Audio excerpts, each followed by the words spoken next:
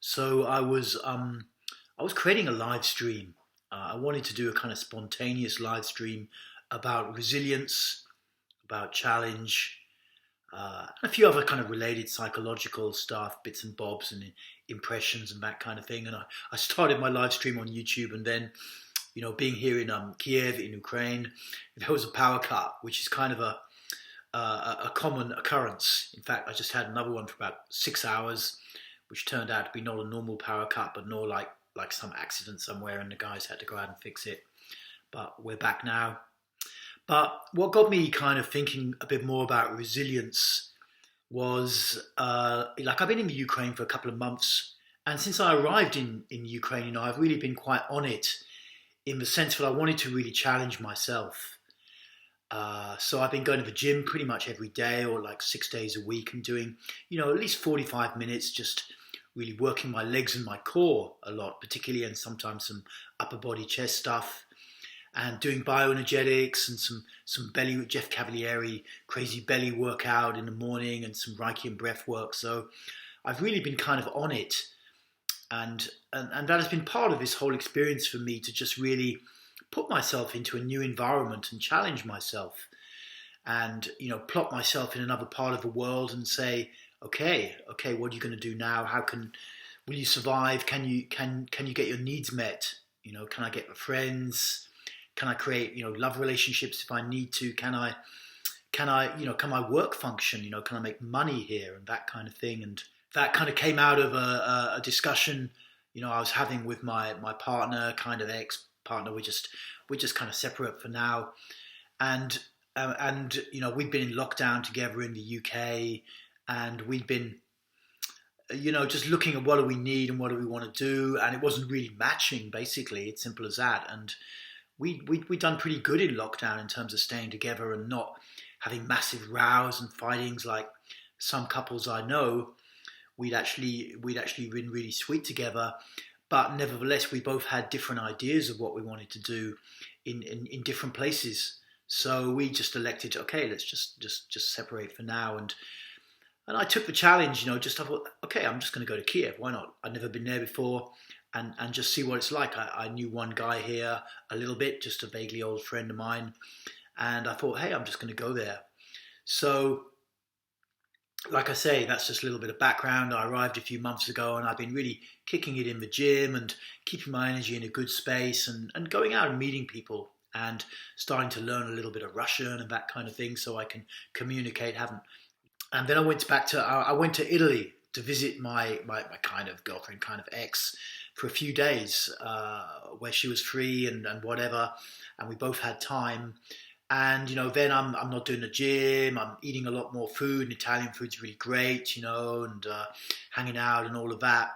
And I come back and I'm a few kilos up, and I'm kind of like, whoa, like this has really been great hanging out, but like also, I've kind of come off my discipline track, and I felt like, I don't know, I'd kind of diminished my resilience somehow. I don't know if that's entirely accurate, but I had this sense that I've come off my track. I've come off my track, and I want to get back on my track. So then I'm back down the gym, and I'm back kind of, just being out of the gym for like, I think in total 7 days.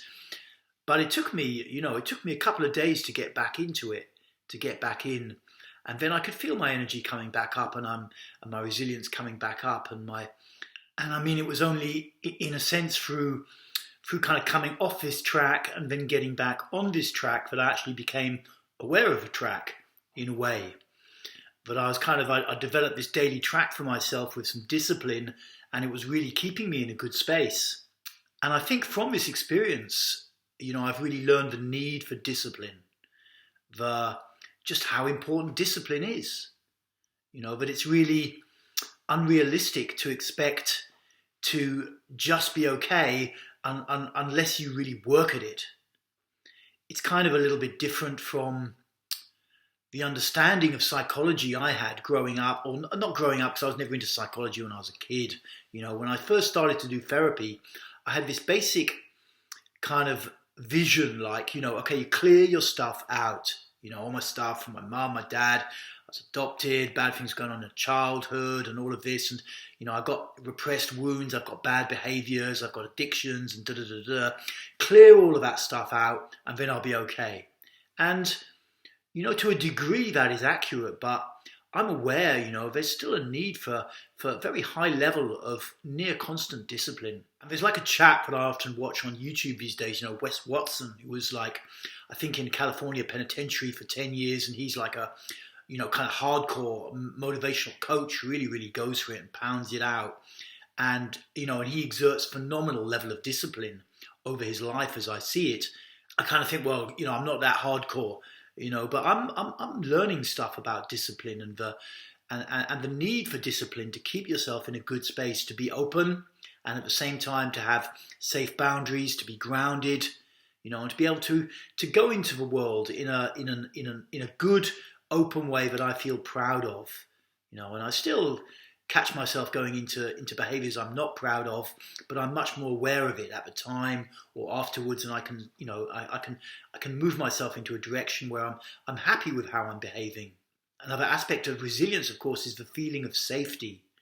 That we feel like, hey, I'm safe. And a lot of what's been happening in the last couple of years, especially around COVID, is a lot of people, for whatever reason, not feeling safe and being super triggered in their autonomic nervous system and, struggling to make sense of what's going on, like a lot of the trusted kind of authorities or whatever.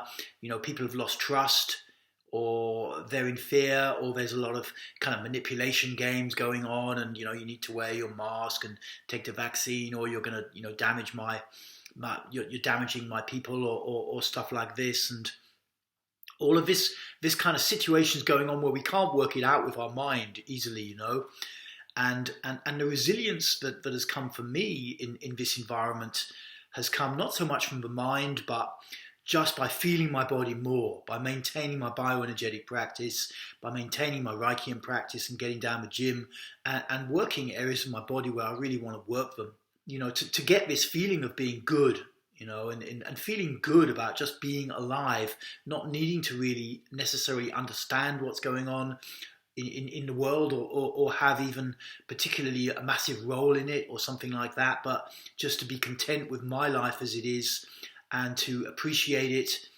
and to feel open and to feel grounded. I've needed this sense of safety from being in the body and this sense of discipline to keep my energy moving, to keep myself in that space. So a lot of this has come out of challenge. It's come out of this challenge that I've put myself in, this challenging situation, being in a country where I don't speak the language, and just having to find my way keeps my energy moving. And, in a sense, I would love it, but I didn't have to, there's a part of me that would absolutely love not to have to challenge myself and not to have to be disciplined and not to have, you think I want to go down the gym, you think I want to get up at like 6 a.m. and start doing bioenergetics. I can't really even, maybe one time or 2 times a month, I really feel up for it and I'm going to do it. And the rest of the time, I just get up and I just start, I put a bit of music on, I put a bit of ding track on. Okay, ding's coming, just start, get into it. And at some point, I get more deeply inside and then I'm turned on to what I'm doing. But there's always that initial resistance there. And, going to the gym, yeah, again, like once or twice a month, I'm really up for it. And other times I'm just put the kit in the bag and just start to walk down the gym. And that is what it's like for me, getting on certain tracks at a time of the day and doing stuff that I know works. The discipline and the challenge are a big part of it to me. They're a big part of it. Almost like it's kind of written into human life that it's not going to be easy. It's not going to be easy. If you want a rewarding life, if you want to develop yourself, if you want to be able to move forwards and have a life you feel proud about, you want to reach like, your dying deathbed and all of this and feel, hey, good, I really went for it in life, then, it's going to be challenging. It's just going to be challenging. And I consider, this is one of the lessons that I've learned in the last year or two, and particularly in the kind of since COVID started. And something else that I've really, really become aware of from these times relates to like Abraham Maslow, who was like a famous psychologist, I think American, back in the day, 50s and 60s, something like this, who I learned about when I started to do therapist training. And he had this concept called like the hierarchy of needs, and I loved this concept when I learned about it. It said, you got stages, you got levels, and your most basic needs are, you need you need food, you need warmth, you need some shelter, you need water, these kind of basic needs. And once those needs are met, then you'll move on to more connection, relationships, emotional needs. And if you get those needs met, then you'll move up to kind of, self-awareness, spirituality, actualization, this kind of thing. And I don't think he's right. That's what one of the things that this kind of COVID time has taught me. Yes, we need those core basic needs for survival needs met. But once we've got those met and we've got a little bit of connection, just a little bit, even with a kind of a screen, we're probably not going to naturally move up to the next level. It's not going to happen. We need something that's going to kick our asses to do it. The overwhelming majority of people need something. And in fact, I think we all need something. It's just that for some of us, like myself, our own internal forces ended up through whatever, not necessarily by my design, kicking my own ass to the point where I had to get up and do something. And I guess, talking about Wes and stuff, I guess probably he would say the same thing in his life, that being inside for whatever, being put in all these high pressure situations, he had to stand up and perform and get to it. And through that process, we learn stuff. So, this whole kind of rather idealistic vision of humanity that, you get that layer of needs, the basic survival needs met, you get the relationship needs met, and then you just naturally move up to the spiritual level. I think it's invalid. I think it's not true. It's not true. We need challenge and we need something to kick us, to make us grow. And that's just the reality of it. And if it's not coming through some kind of internal crisis or collapse or some kind of, flash of spiritual inspiration, then it's got to have to come from the outside. And for the majority of humans, it's going to have to come from the outside. They're not getting something internal that's moving them. 98, 99% of humans don't get stuff like that. If I'm honest, I'm grateful to COVID for what it's taught me personally by being in that kind of pressure situation and, having authority figures tell us what we've got to do, telling me what I've got to do, and seeing my own reactions to that, seeing all the different places I go to in my mind. Like, the first couple of months of COVID, back in February, March, April 2020 in the UK, I was super triggered. Back in the late 1990s, I was really into the conspiracy scene big time. I used to go and see David Icke and these guys. And I used to write conspiracy material back then, and I was totally into it for like 2 or 3 years. And at some point, I was starting to get into therapy as well. I started to really see that, whoa, maybe this is just a lot to do with my dad, these massive trips I've got with authority and that kind of thing. And I started to challenge my own belief systems and the way that I was kind of believing and processing and framing the world in this kind of vast hierarchical state that was oppressing me. And, that challenging was good. And I could also see, coming around like 2000, 2002, that it was not all bad, what was going on in the world. It was not all bad, that change could happen and it could be positive as well. So I kind of dropped that whole conspiracy mindset that I'd been in for like 3 or 4 years and just dropped it. And then when COVID came along, like 2 decades later, it all got picked up again. And I think like another big layer of it could come out of me. I was very skeptical. I thought it was like a big financial manipulation and, it was Wall Street crash part 2 or whatever. And then at some point I could see, really a lot of people are dying. And, I knew people that died. They were kind of ill already. And I knew people who were very healthy and who got long COVID and this kind of thing. And I had to, instead of jumping right over to the other side and like everyone must wear a mask and everyone must get vaccinated, it was more like, okay, so my original position is not correct, and I need to adjust that and I need to just stay more in a center and look and see, where am I now and what's really going on. So, I could, and relating to that, I could drop another layer of my authority stuff and see, hey, I'm just having a reaction to authority, to being told what to do. I'm just in a reaction because as a kid, I didn't have a positive experience of authority. I only had really negative experiences, and so I could not trust authority. So I am grateful, basically, to COVID, and certainly when I look at it over the longer time frame and just some inconvenience that's bugging my ego in the moment, I'm very grateful that this has come along and given me personally, and I think humanity in general, this kind of challenging situation, because I sincerely believe that we need this level of challenge to grow. Maslow was not correct as I understood him. We are not naturally just going to move up to a higher level. All we're going to do is just collapse and grab hold of anything which gives us a little bit of comfort and a sense of safety. And because of that, we can be very, very easily manipulated. We can lose ourselves left, right, and center. Our self-esteem collapses, and all of that. And a situation like the one we're in provides at least the opportunity for change, and for all sorts of people who never came to the fore, in life ever, always hid in the background. Maybe it provokes a crisis for some of those guys, they come out and they really step up and they start to move society forwards. Because it's kind of only, in a sense, through individuals who really step up and run with something that the whole of our society steps up. That just seems to be historically how it's always been. I was reading a book, a 30, 40-year-old book by Paul Theroux recently. It was recommended by a chap I follow, Mark. I've forgotten Mark's Daily Apple. This health guru chap in Florida, I believe he lives. And his book, this Paul Theroux book, was called The Mosquito Coast. I mean, Paul Theroux is more famous as like a travel writer, but he wrote this book, and I think it's actually just been made onto Netflix or something like that. But it was instructive to me, and in that essentially there's this guy, this really strong American guy who's like an inventor and who's just massively against the system. He invents stuff and he wants it to be great, and he wants society to invent stuff and not just do it for money. All this planned obsolescence and stuff, he's totally against that. And he ends up fleeing America with his wife and 2 kids, or actually 4 kids, and they go on a boat, down to Honduras.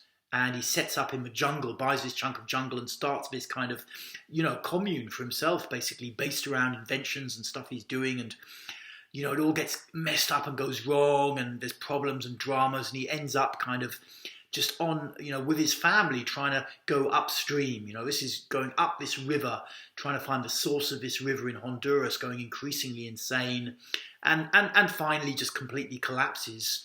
And ends up kind of dead on the beach, basically dead on the beach, and his family survive.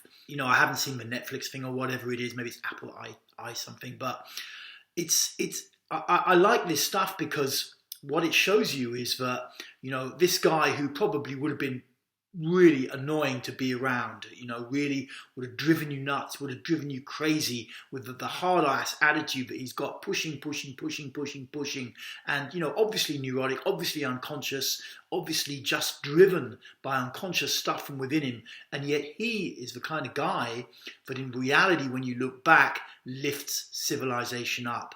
And at the time, everybody hates him, and usually when he dies or she dies, then you can make him into a saint and stuff like that because they're not around to drive you nuts anymore. But that is the reality. If you look back in history, especially the history of Western culture, that's how it moves up. And so this is kind of a long-winded way of saying that maybe COVID is really, really great. And it's creating a situation where maybe some individuals can really step up and really take it on and do it. I'm trying to step up. I'm 60 years old. I'm trying to step up. And if you're watching this and you're intrigued and you're kind of in your own dilemma somewhere, maybe a bit younger than me, and you're in your own dilemma, do I go my own way or do I just follow the herd? There's no exact way out of that, but look for your deeper truth. Look for your deeper truth and move with that.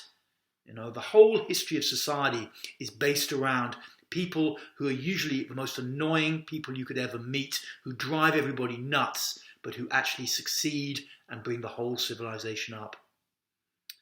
And I didn't really want to, I wasn't starting out to talk about this, but I think this is a good point to kind of conclude things. And, I appreciate you for listening. We are, as human beings in this realm where we can never really understand everything. We can never really understand everything. And we're kind of strewn between 2 points, the needs of the individual and the needs of the group, and you can't easily distinguish and clearly delineate and make a proper mental framework for this stuff. We just have to be in it and keep on doing our thing, because that is just how it works. That's just how it works. Okay? I do thank you for tuning in and for listening, and feel free to leave me any comments. And I appreciate you, and I will speak to you later. Thank you.